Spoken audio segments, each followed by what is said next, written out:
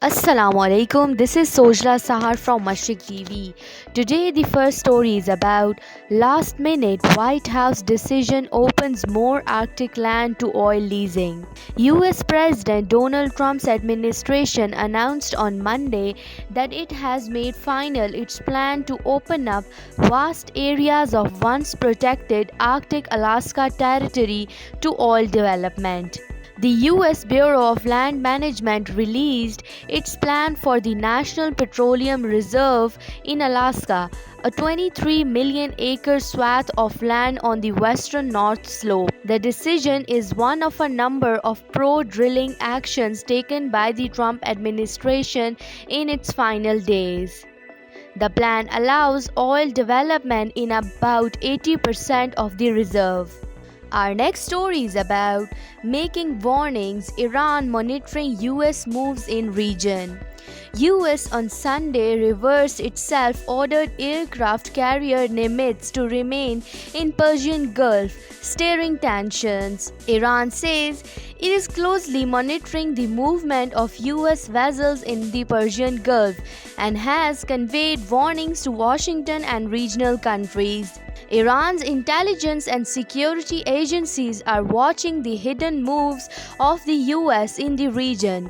Foreign Ministry spokesman Sayed Khatibzadeh told reporters in the capital Tehran, "The warnings have been conveyed to Washington," he said, "and regional countries have also been warned not to fall into the trap." Khatibzadeh said Iran does not seek war, but will consider all scenarios to protect the national interest, vowing a serious response to any attack.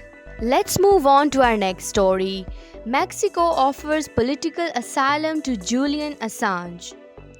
Mexico's President Andres Manuel Lopez Obrador welcomed the British court's rejection of the US request to extradite the 49 years old Australian due to the risk of suicide, calling it a triumph of justice. Mexico says that it's ready to offer political asylum to WikiLeaks founder Julian Assange after a British judge blocked his extradition to the United States to face espionage charges. Our next story is about British Prime Minister cancels plan to visit India. The British Prime Minister Boris Johnson has cancelled his trip to India that was part of Global Britain campaign and a post-Brexit trip. As the coronavirus cases spike, the authorities have stated that Prime Minister cancelled plans for a visit to New Delhi later this month after introducing a third lockdown in England that will run until at least the middle of February.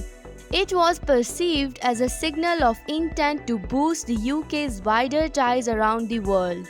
The British authorities also informed Indian authorities regarding the cancellation of trip. Our next story is about UAE refuses to reopen airport in Yemen. The United Arab Emirates has rejected demands by the Yemeni government to reopen Al Rayyan Airport in Yemen's southeastern city of Al Mukalla, an official said Monday. The Emirati forces have refused the instructions of the Yemeni government to reopen Al Rayyan Airport, said Mukhtar al-Rahbi, advisor to the Yemeni Minister of Information.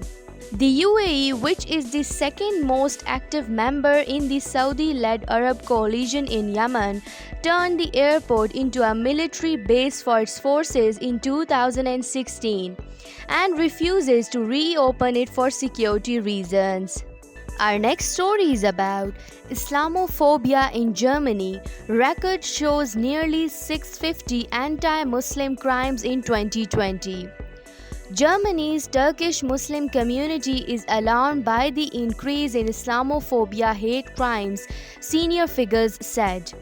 Kemal Ergun, president of the Turkish Muslim Association (IGMG), said more and more mosques have become the targets of threats, vandalism, or arson in recent months. At least 122 mosques were targeted in such attacks last year, he said. adding that dozens of mosques received multiple bomb threats by neo-Nazis or other extremist groups, sparking worry among the members of the community. According to official figures, police recorded 632 Islamophobic crimes in Germany from January to November 2020.